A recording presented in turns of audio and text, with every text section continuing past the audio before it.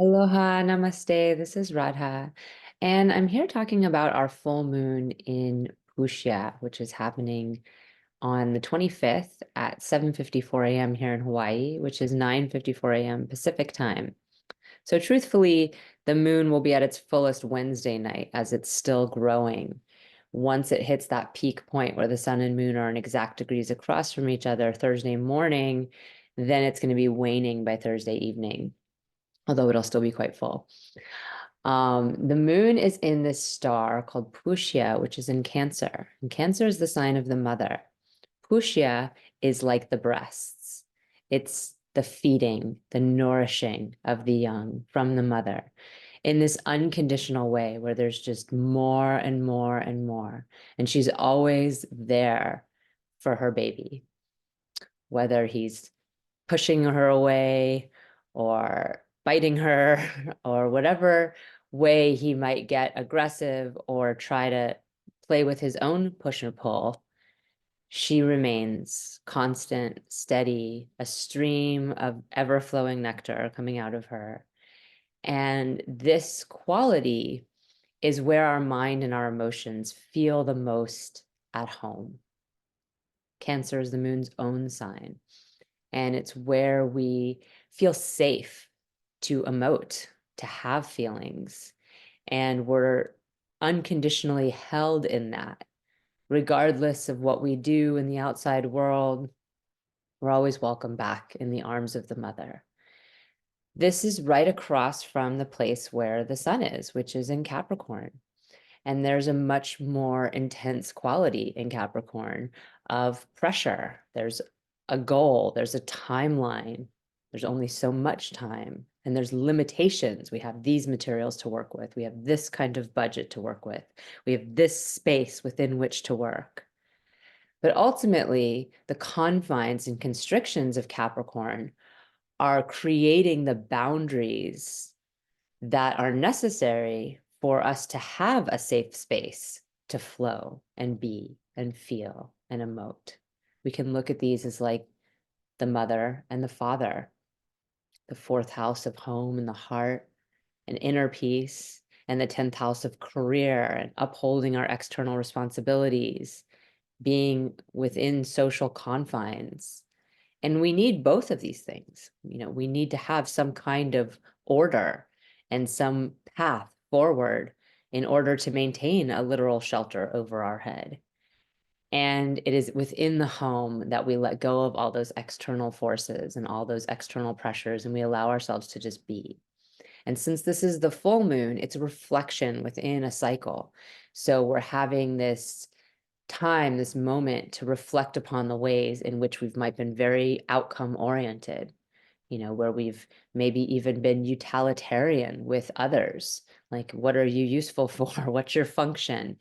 And in the arms of the mother, you don't have to have a function, you don't have to be useful. You just are valuable because you're here. You literally not one thing other than being born is all you have to do to be worthy of her ever flowing nectar.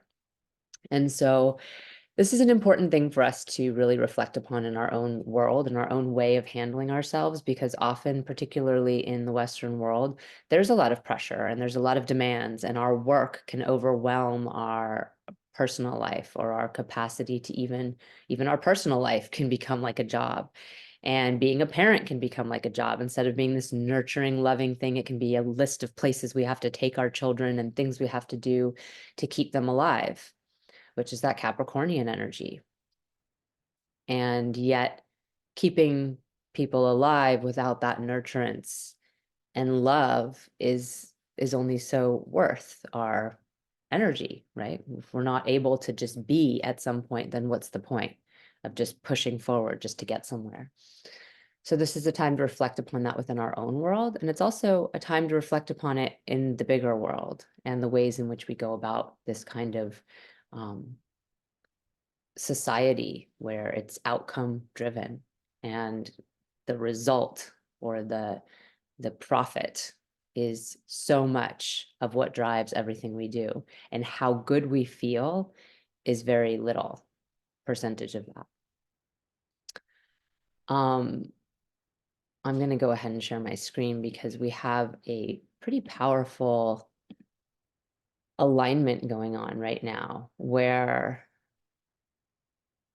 Mars and Mercury are right next to each other. They're conjunct. And by the 26th, which is the day after this full moon, and like late 26th, early 27th, they're going to be exact. And this can really indicate some sharpness in our communication, right? Mars is where we're differentiating. It's where we're finding our own individuation. It's where we're strengthening ourselves. We have courage to fight battles. In the sign of Sagittarius, those are battles around beliefs. We've seen a lot of those brewing in the world, yeah? And on the other side of this, we have Jupiter in Mars's sign. So Mars is in Sagittarius, Jupiter's sign, and Jupiter is in Mars's sign of Aries. Also showing us how to fight for our beliefs. One of the qualities that Aries and Mars brings up is this sort of black and white, right or wrong quality. And this is for better or worse. You know, in many cases, we need to look at all sides to an issue, and we need to allow ourselves the spaciousness to not have to have everything be right or wrong. Like in an argument between two people, it's almost never that clean, right? There's almost always a reason why something happened the way it did. But when we get to other qualities and other things, there's a part where this Jupiter in Aries and this Mars in Sagittarius just calls it like it is. And not all truths are equal, right? Not all sides are the same. And even if there was an inciting thing on one side, perhaps the reaction on the other is not equivalent and not okay. And this is something that has been coming up obviously on the world stage in a very big way as we watch the Middle East, explode. And those of us who reside in countries like the United States and England and places that have been supporting and funding this have to really look at what is truth and what is right and what is wrong. And is there an actual answer sometimes to that question? And the truth sometimes hurts. Sometimes it's painful to look at the ways in which we have bought into a reality that has been sold to us. And maybe there was nefarious reason for that, or maybe it just was, that was what happened at that time. But it's important for us to examine our beliefs. And this is something Sagittarius has been teaching us for some time now. Both Mars and Mercury are in Purvashada. Purvashada is planting seeds of discernment. Beliefs that were not working anymore got uprooted in Mula. And in Purvashada, we're supposed to be using discernment. There's the winnowing basket. We're separating the husk from the kernel. We're not just planting all the old stuff. We're replanting, and we're doing it with care and knowledge. And Mercury in particular brings this quality of discernment into the picture. What are the facts we're looking at? And how are we able to discern fact from fiction? In a land and a time when truth is anything and anything can be proven, we've gotten really nebulous. And in this time, it's time to call out, at least for ourselves individually, the clarity of what is and what is not. There needs to be distinctions made at some point, and this is really helping us do that. This Jupiter-Mars exchange and this Jupiter and this Mars-Mercury in such close degrees. And this Mars is giving a one-way drishti to our moon, and it's not going to be super strong at the full moon itself, but again, on that 26th, right when Mercury's really moving into Mars, there's going to be an exact drishti, a one-way 8th house drishti. 8th house is upheaving our peace. Ah, yes, it feels so good to be safe, and it feels so good to feel connected. At this point, the moon will be in Aslesha, which is the part of Cancer where we cling. We cling to our children. We don't want to let them go. We cling to our feelings. We cling to that safety, and we don't allow ourselves to move forward. And Mars is putting pressure on, saying, hey, sometimes you got to upheave that good feeling. Sometimes it gets uncomfortable. As any mother who's actually, birthed a child knows, it's it's uncomfortable. It's the only way out is to pass through that discomfort. You can't you can't get around it, really. And of course, there's ways that the medical system has to get around it using pain things and stuff like that. But at some point, it comes back when you're in the aftermath of that, you'll still feel the pain. There's no way to completely avoid that. And there's a disregarding and a not even a disregarding, but like a willingness to surrender your body, your actual being, in order to produce this child. And so that surrender, that discomfort, that painfulness is part of what we're moving through, not so much on the actual full moon, but right after, where and even just with this Mars, Mars and Jupiter thing, where it's like, it's kind of painful sometimes to see what's true. It's much easier to live in this sort of fantasy world. And on top of that, we have Venus still in Mula, right? She's still in this uprooting star, and it's uprooting our relationships. And specifically, again, in this realm of beliefs, where it's like, how much do we appease others in order to keep the peace? One of the things that's come up in the astro realms is Pluto moving into Aquarius. And did that happen? And it's clear and verifiable that it did not, right? There's literally no way to get around the fact that the planet, or whether you want to call it a planet or not, is not in the constellation of Aquarius, because astrology is based on constellations. There's star clusters in the sky, and we can see where the planets are from our position on Earth.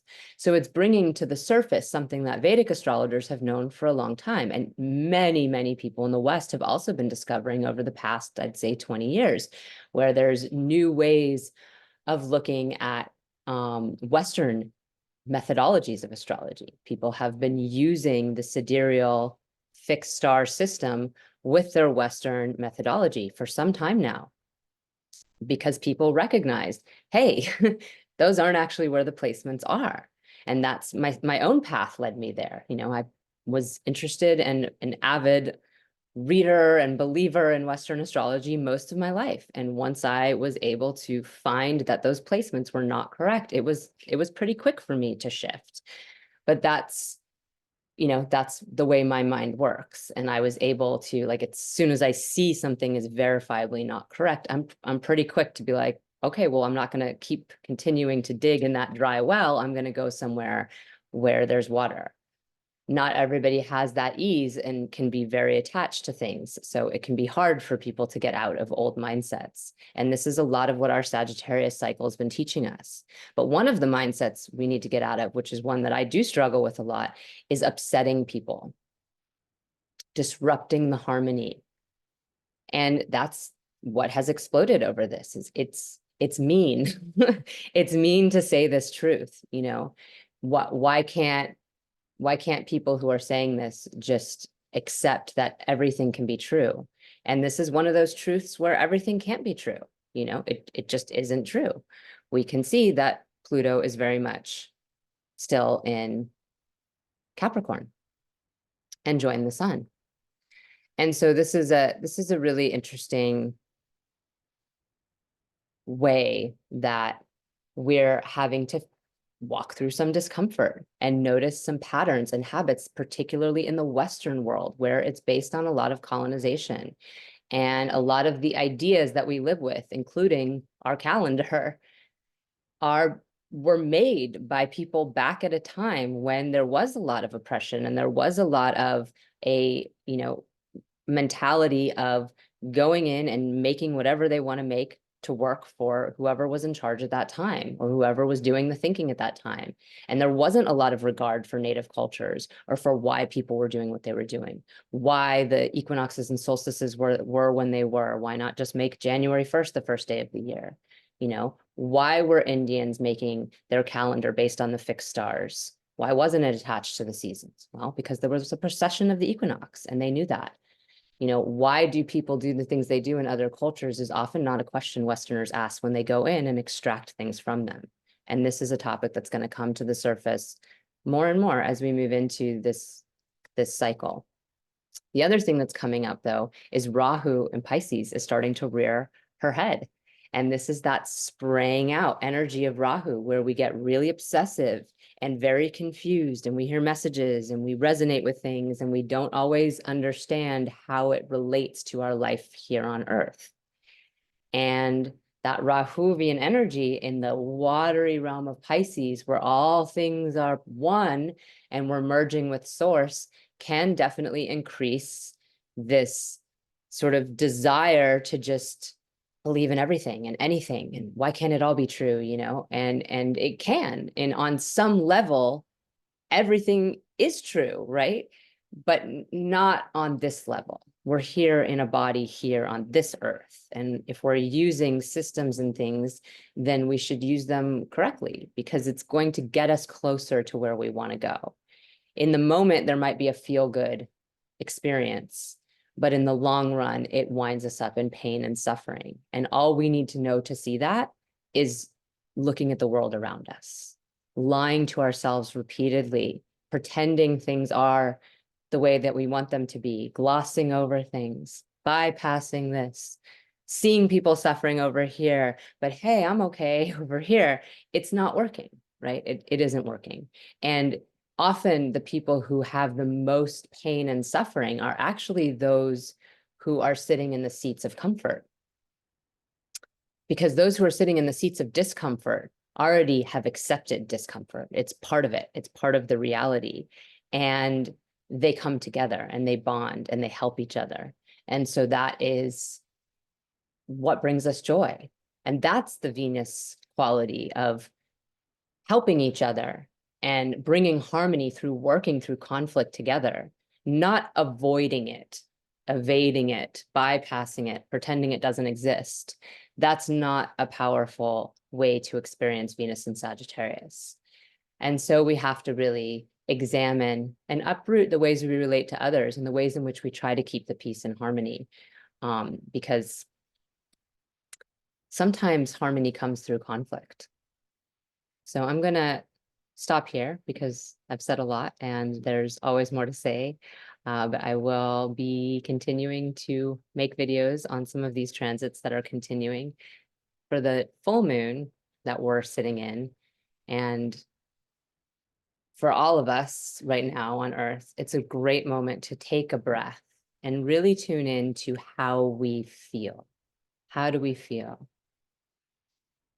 And if we feel a lot of anxiousness and pressure, or we feel a lot of fight and flight, we have an opportunity to take a pause, sit in some water. You know, if you have a body of water near you, maybe in some places it's particularly cold, you might not be able to sit in your body of water, but you could draw a bath, or you could just be near it and allow yourself to see that flowing quality of water, the quality where it's life force. Literally, it gives us our life, but it also is constantly moving. It's not attached. It doesn't have to stay in one place. It's willing to keep going. And that saying where you can never put your foot in the same stream twice because it's not the same stream and you're not the same person really speaks to me in this moment, because we are never the same person from one moment to the next. If we're learning and growing, we're constantly adapting to this world around us and accepting that we live in constant change. And at the same time, the world around us is constantly changing, and it's up to us to allow that change and to help nurture that change to be in a good way that can continue to sustain us. Otherwise, at some point, it's all going to break. And that's not what anyone wants. So I wish you a happy full moon. I hope that you are able to immerse yourself in the beautiful rays. You're super beautiful last night, and I'm sure she will be again tonight. And I will see you again soon. If you are interested in finding out how this full moon specifically lights up for you, I do reports for all 12 signs. So each of the rising signs has a different house the moon is in, and a different house the sun is in, and what this is highlighting in your life right now. And this is on my Patreon group at radahomeastrology.com. So you can go, excuse me, at patreon.com, radahomeastrology. So you can go check that out if you would like. And I will talk to you in the near future. Namaste.